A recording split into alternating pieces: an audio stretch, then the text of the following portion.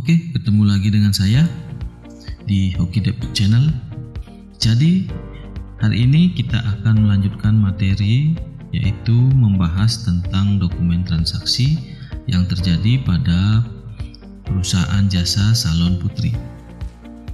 Oke, lanjut saja. Sebelum itu jangan lupa like, komen, dan subscribe.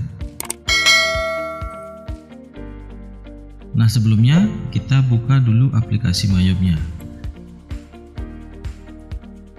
Kita open, kemudian cari file yang sudah kita buat sebelumnya, yaitu Salon Putri.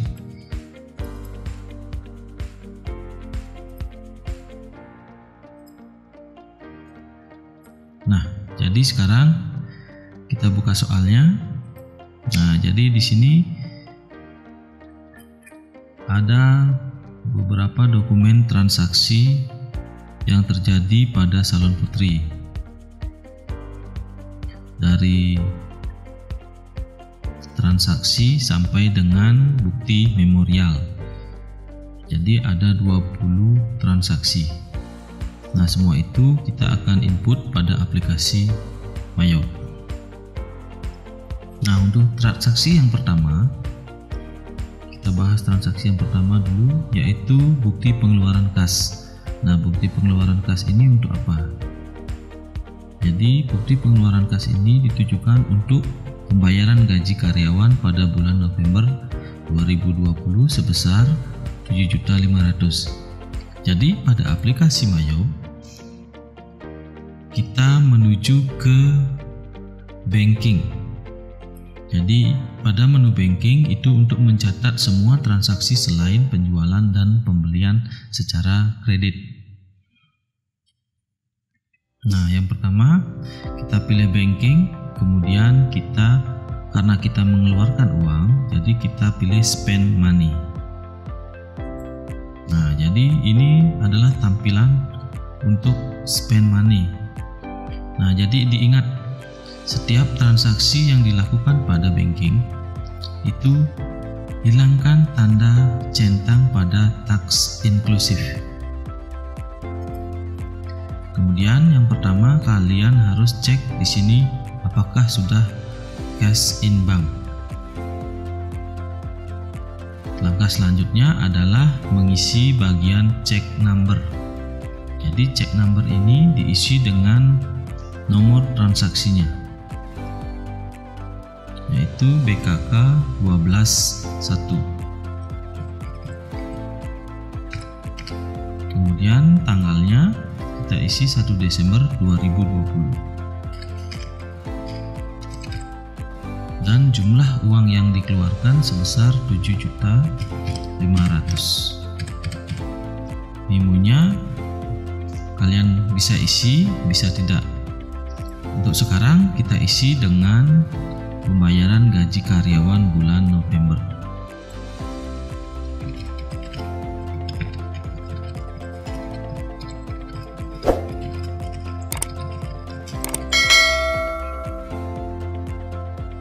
Kemudian akun yang terpengaruh dengan transaksi ini adalah cash in bank, dan kita cari wage and salaries expand. Caranya kalian tinggal klik di bagian kolom account, kemudian kalian pilih tanda panahnya ini, kemudian cari akun wage and salaries expand, yaitu 6.700. Pilih use account atau bisa diklik 2 kali. Nah, jadi kalau sudah muncul amount-nya sebesar 7.500.000. Nah, sekarang kita lihat di bagian di bawahnya ada total allocated tax, total paid, dan out of balance. Nah, di sini menunjukkan bahwa jurnal yang kita buat sudah benar. Jadi kalau di sini di out of balance itu masih ada angkanya atau tidak menunjukkan angka 0, itu artinya jumlah di sini tidak sama dengan 7.500.000. Jadi untuk melihat jurnalnya kalian bisa menekan Ctrl R. Nah, jadi ini jurnalnya yang akan ditransaksikan. Jadi kas in bank berada pada kolom kredit, sedangkan weekend salaries expense pada kolom debit. Nah, jika sudah selesai, sudah pasti apa yang kalian kerjakan itu sudah benar, kemudian bisa pilih record.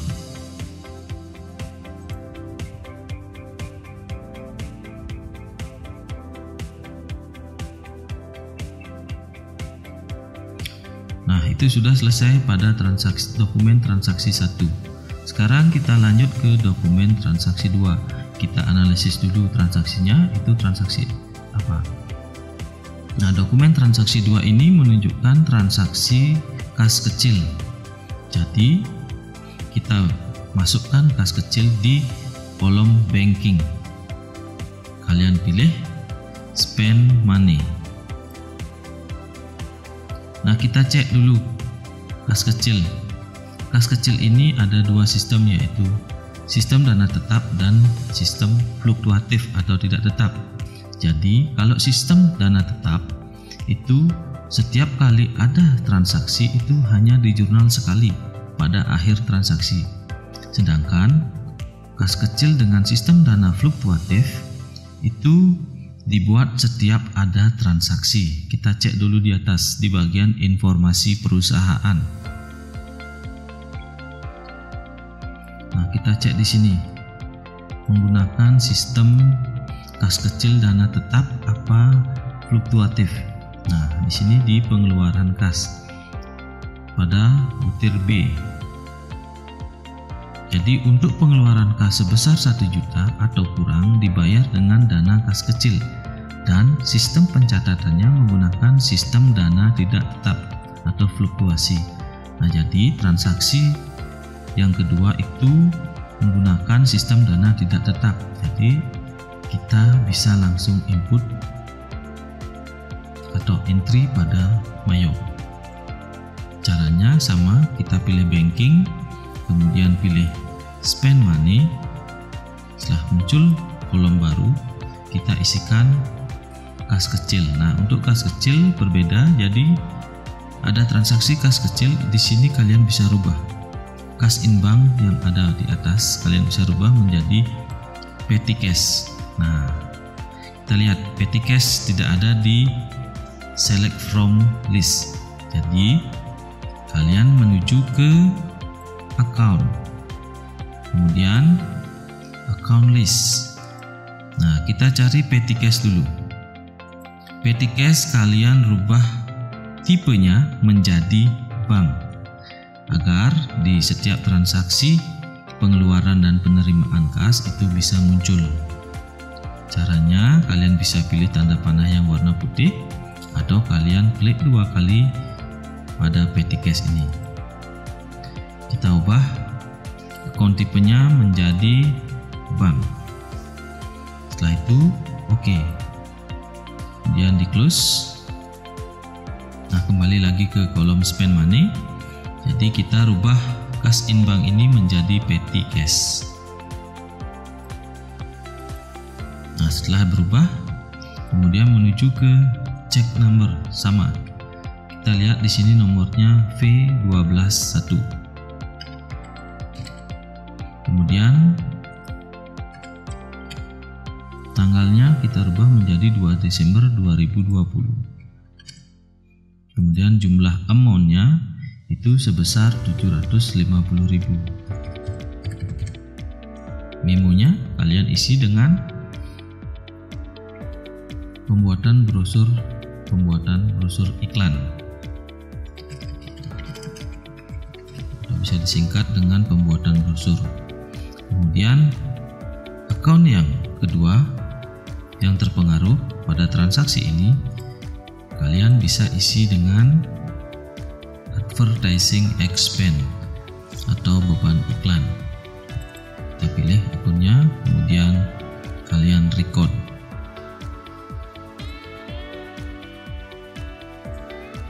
Kemudian lanjut ke transaksi nomor 3.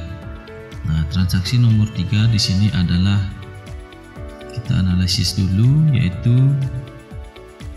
diterima dari bukti pengeluaran kas, diterima dari Nyonya Ria sejumlah 2 juta untuk pelunasan faktur nomor 11 F11-12 tanggal 25 November.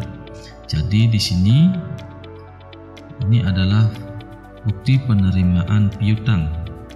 Nah, kalau ada soal seperti ini, kalian masuk ke sales, kemudian pilih dengan receive payment.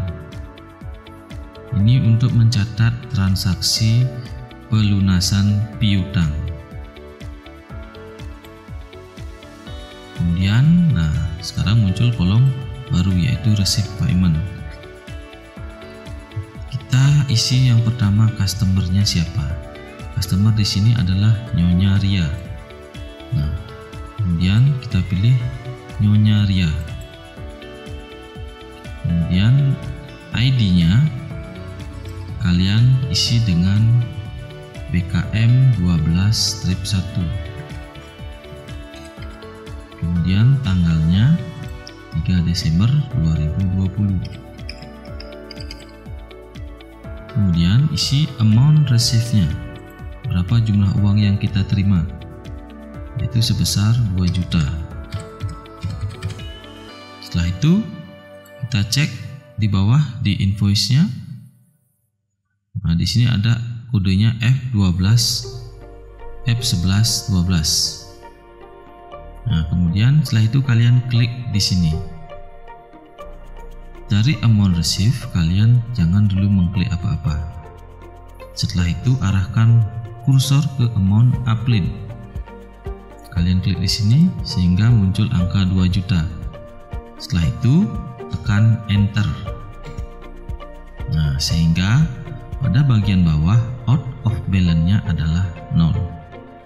Nah, setelah selesai, seperti biasa kalian tekan record.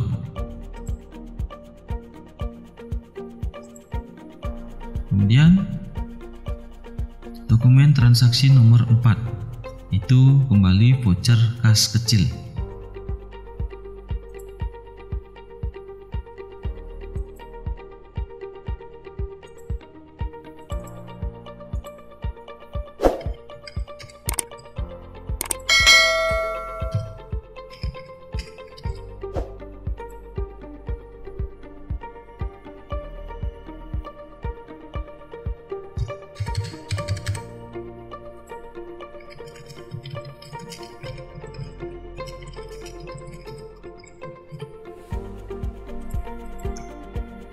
Untuk jurnalnya di sini adalah pembayaran rekening listrik dan telepon sebesar 700.000.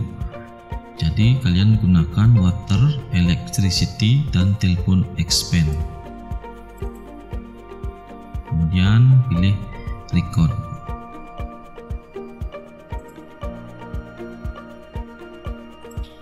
Lanjut ke transaksi nomor 5. Nah, transaksi nomor 5 di sini adalah faktur kepada Nyonya Rinda,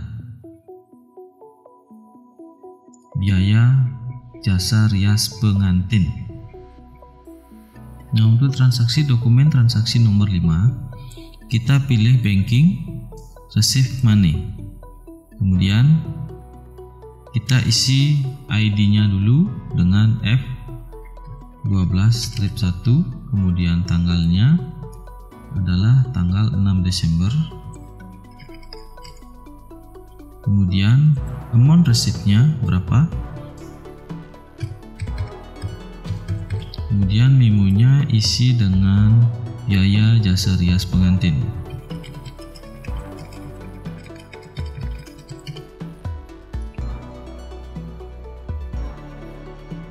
Kemudian isi account-nya, isi dengan fees income.